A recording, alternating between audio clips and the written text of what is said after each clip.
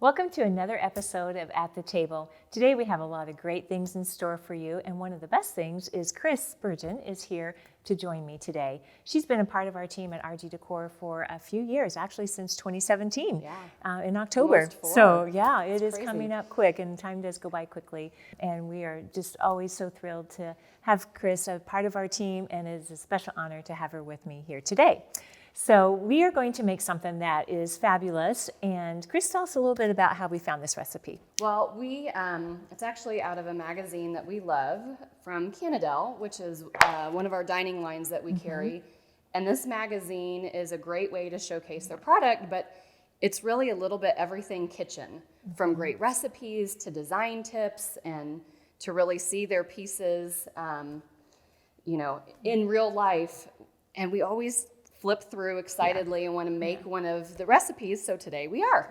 I had loved looking at this picture more times than one, just thinking it looks so great. It's actually called Cherry and Plum Turnover Pie, and I've just been wanting to make it, so what a better opportunity than here with you at the table.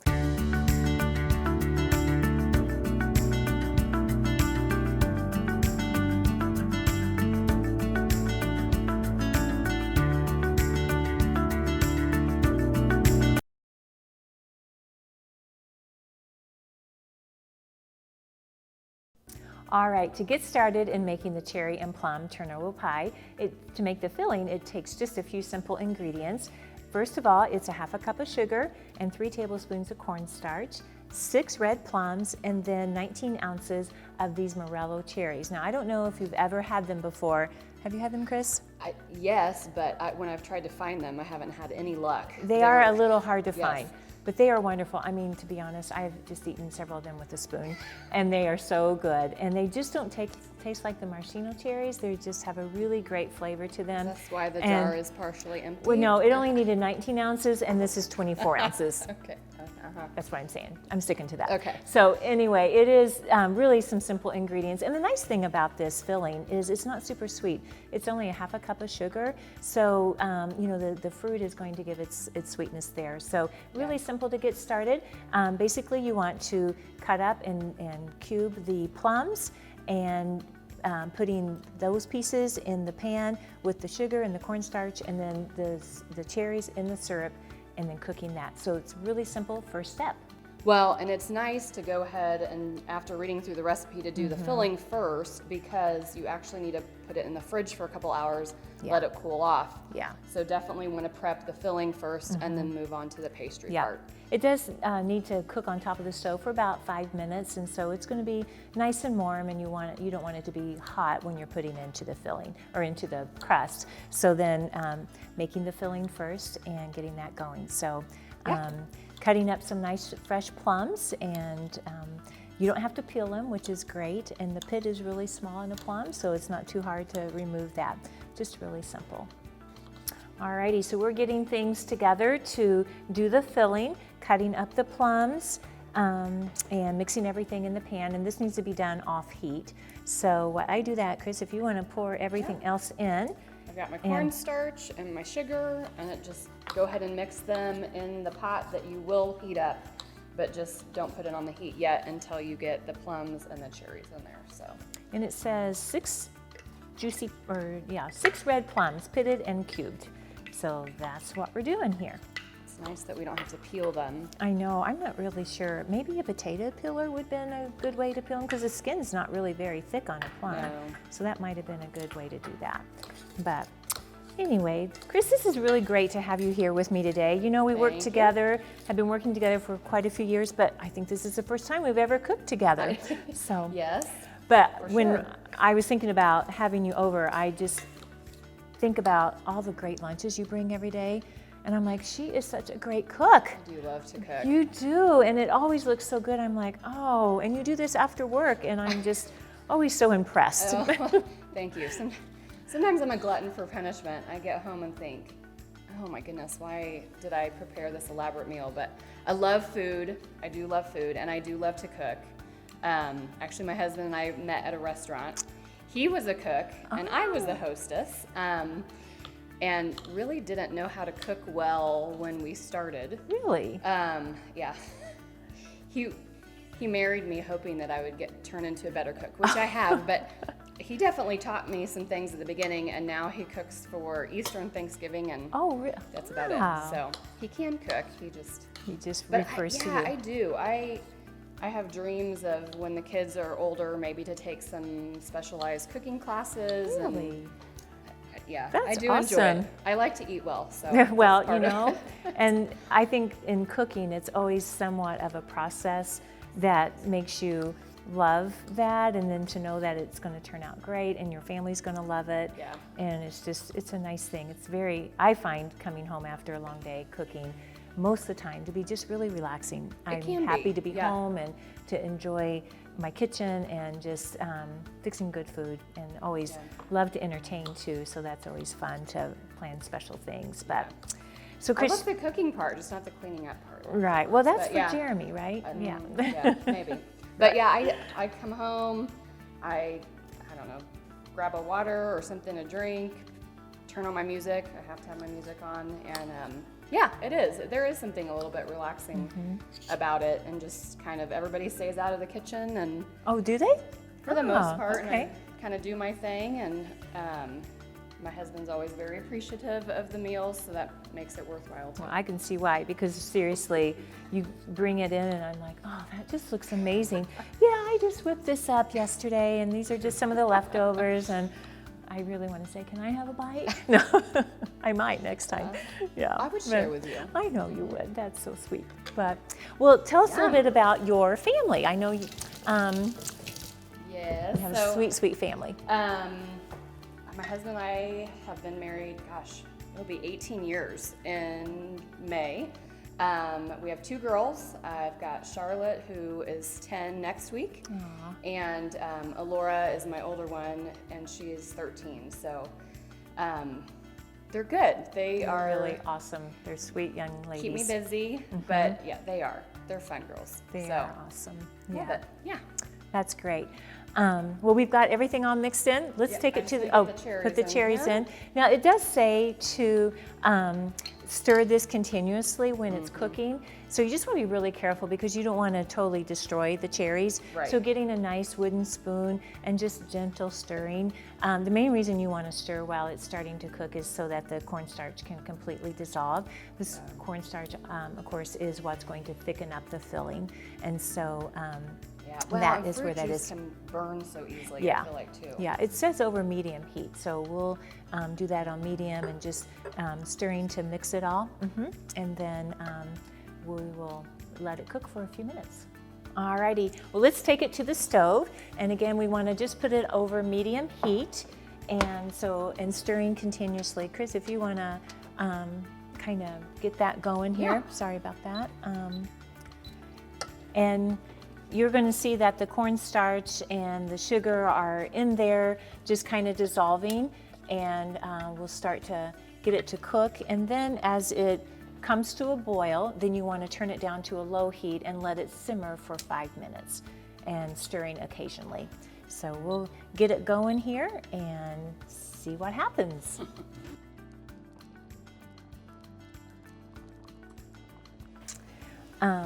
Okay, so I think it's boiling pretty good here.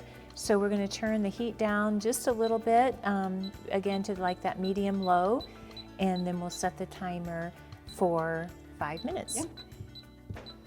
All right, so pretty, and we'll stir it occasionally. And while we're waiting for the filling to cook, it's going to take about 5 minutes while it simmers. I want to just ask Chris a couple questions and have her share a little bit of how she came to RG Decor. Tell us a little bit about your background and just your interests, and kind of what brought you to the store. Yeah. So I actually started after high school, doing business administration. Didn't really know what I wanted to do, and then after I got married, I worked for a little while actually in banking, like you did. Yeah, many years in banking. Yes, while my husband was finishing up school, and realized I didn't realize that I had a passion for design and architecture and everything until later than I wish I'd realized. But while working full-time, realizing that I really wanted to do something I loved, and baking was not it for me. But I do love people. So I actually went back to school and got my design degree, and was down sitting on the floor cutting foam core board while I was pregnant, actually with my older daughter, which was challenging. But Yeah. Then I did design. Actually, I worked for a firm while I was in school and for a little while after school, and then stayed home for a little while after my first daughter was born, and kind of did some administration odds and ends. But I miss design. That's my passion, and so kind of came back to that. I actually was introduced to RG from a girl that you guys worked with on one of the Homorama houses. Yeah. That I actually went to school with. So we had gotten together just to kind of catch up, and she got to talking about RG, and I thought, oh man, that sounds wonderful. But you guys were, it was so different back then. It was when we were down in the village in Zionsville, 130 South Main, and I just remember when we interviewed you in the room there, and it was just such a small setting, and it was, I knew right away, I'm like, you're a perfect fit for what we were needing. And it's kind of funny because really what we were needing was more of an administrative role. And so Chris inputted the orders and just did some things like that. And then she would come out and she's like, guess what? I sold a rug. Someone was needing help and I helped them. And all the while, we knew that you had that love for design. And in fact, when Tom made up your business card, you didn't want the name interior designer on the card. We laugh about that now, but you're like, don't put that on there, I'm just not really sure. I know. So. It had just been, I'd done it for friends and I did it because it was a passion, but it had been a little while since I'd done design in a professional setting. Yeah. And it was easy for me to transition into the administrative part of it. Yeah. And then kind of get my sea legs under me again a little bit to feel comfortable. And you totally did. I mean, you were great with greeting customers, and you enjoyed that so much. And I think part of what we do at RG Decor is that we love our customers, we love our clients, we love to work with them. And I feel like that was such a very evident piece of what you brought to the table. And people can learn just about anything, but if they don't have that love to do great customer service, then it's hard to teach that. So that's one of the qualities that I love about you, and you being a part of our team. It just really was a wonderful coming together of great talent. And Chris has gotten quite the clientele. People come in and ask for her, they share her name, and she does wonderful design. And I have learned a ton from you and just really love what you bring. The second step in making our cherry and plum turnover pie is doing the crust. It's kind of like a short bread or short crust pastry. It's almost like a filio dough. It's kind of light, and it takes just a couple of ingredients. One is 2 cups of flour and a half a teaspoon of salt. And then we also need to have 2 sticks of butter that we're going to cut in thin slices. And once we get all those ingredients together in the bowl, we're actually going to just mix it up. We don't want it to be real smooth. We still want to see the pieces of butter in there. And we're just going to make it to where it's all kind of mixed in, but not thoroughly blended. Yeah, it says the dough should be kind of sticky at the end. Yes, it is. And the butter needs to stay cold until right when you go to use it. Exactly. So, all right. I forgot to get the butter this out of the is the fridge. messy part, right? Yeah, this is the messy part, and it really does say you'll need to use your hands to mix that together. So, Chris, you want to do that? Rings off. Rings off, yeah.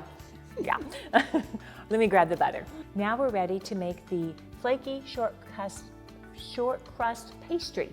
So it's not, it is. It's not, I don't know. What's the difference? What short crust pastry? I don't know. I always think of pastry as not heavy. There's no, there's never yeast. Usually butter, flour, some water, and usually, I think of making pie crust too, and how you have to kind of cut in the butter or shortening. Usually. Just different consistency. Well, I think one of the things between pastry and pie crust is it needs ice cold water. And that's one of the things I see consistent with that. So, so we're basically going to be using 2 sticks of butter, cutting it into small pieces, and then we're going to mix it in together. Chris is going to do that part.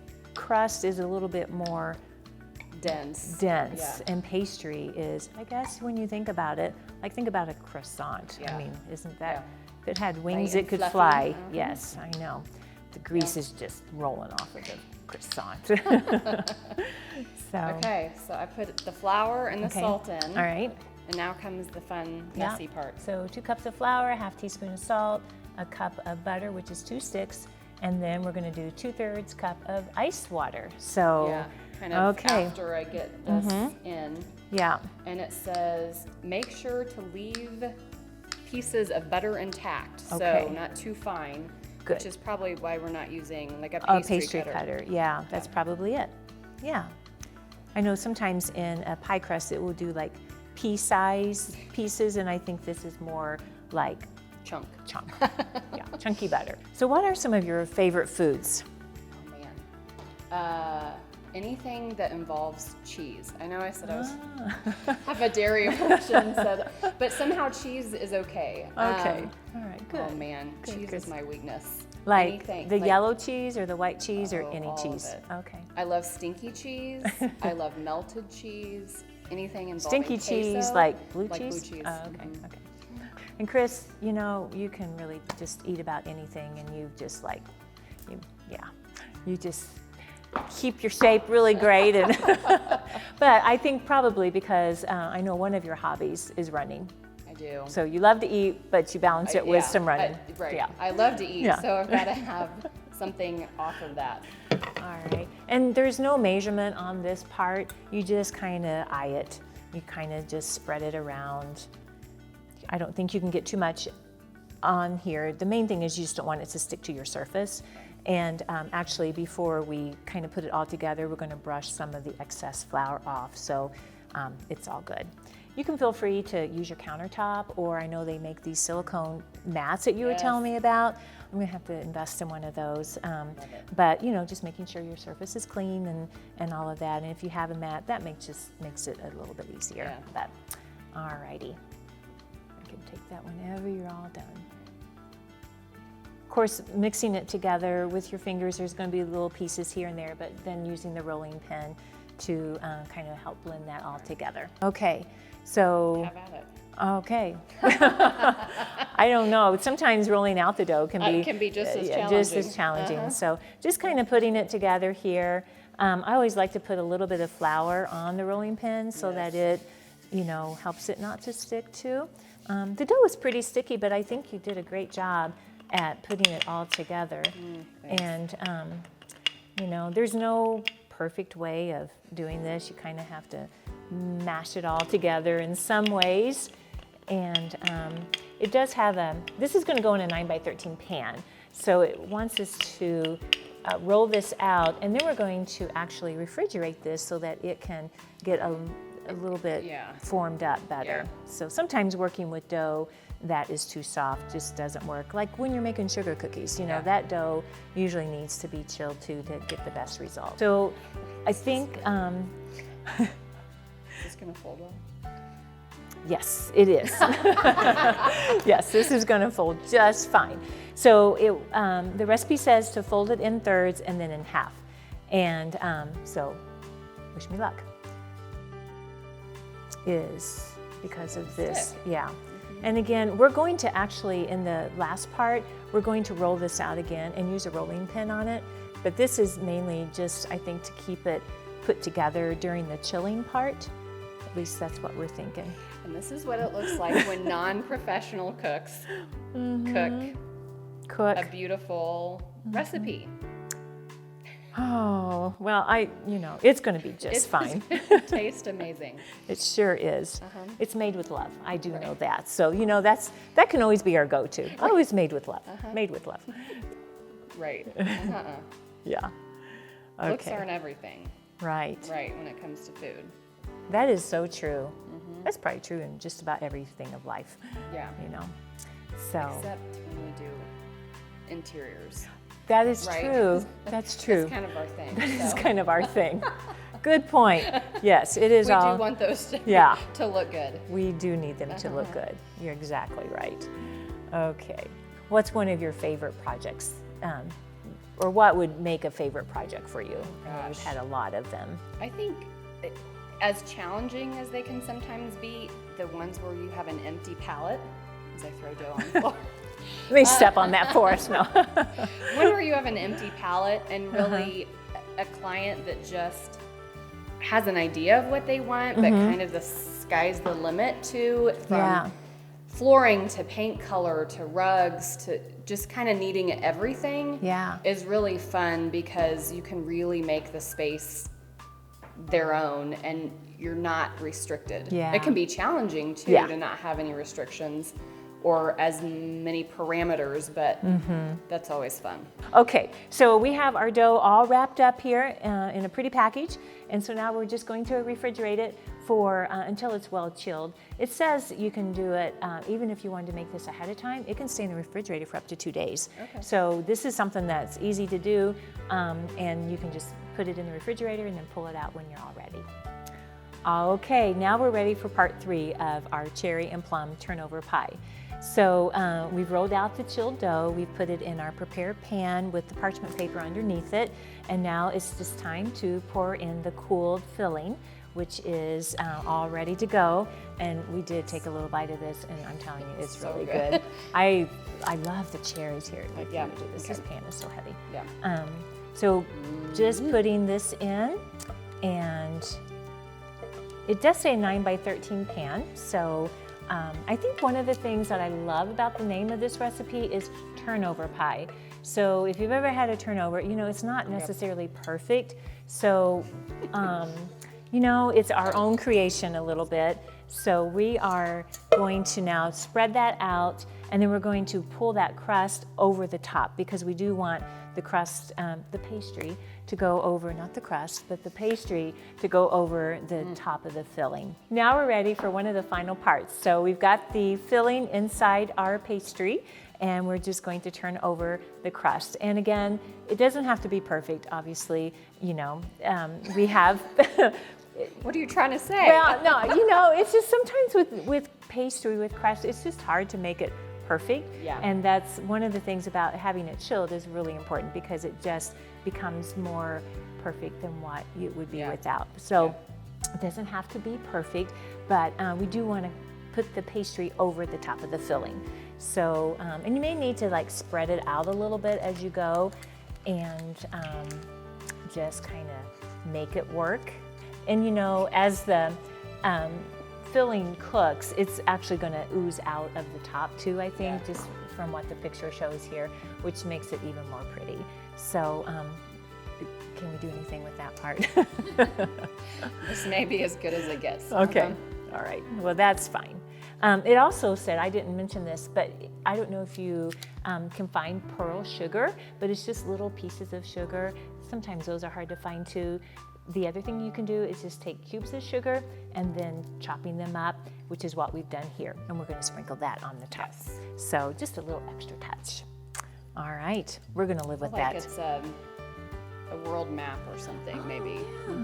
Yeah. You look really North closely, America, you can see Indiana, yeah. Ocean, this is ocean right here. There we go. There we go.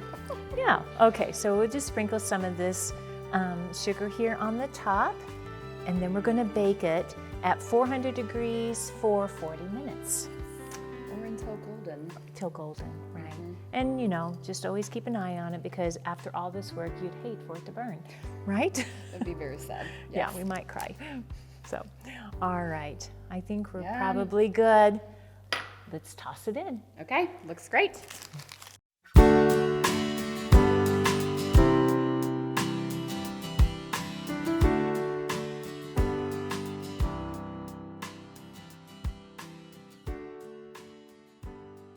All right, I think it's all ready, and I think it's time for us to try it. I know. So Super let excited. me grab it here. We put it on this really cool board for super presentation. Actually, we just got these at RG Decor, and I am loving them. Look how These, thick it I is. know, it's really great, and fits this just perfect. Yeah. So Shall we? Yeah. Shall we do it? Okay. Okay. How big a piece do you want? Like half? So, well. Our steaming mugs of coffee. Yes. Real coffee too. But Chris, cheers to you. Yes. Thank you for Lots joining of me fun. at the table. Lots of fun. Let's see how it is. Excited about it. Oh, it's No, really it's good. really good. I really like it. I don't know that I would have thought putting plums and cherries together, but the flavors are perfect. And you know what? You're exactly right. And there is a difference between crust and pastry. This really is good. definitely a good recipe. And I Yes. think you're going to want to try it. So take note of the recipe or stop into RG Decor. We do have some of these magazine copies Yeah. left. They're free. And just ask us and we'd love to give you one. We'll see you soon.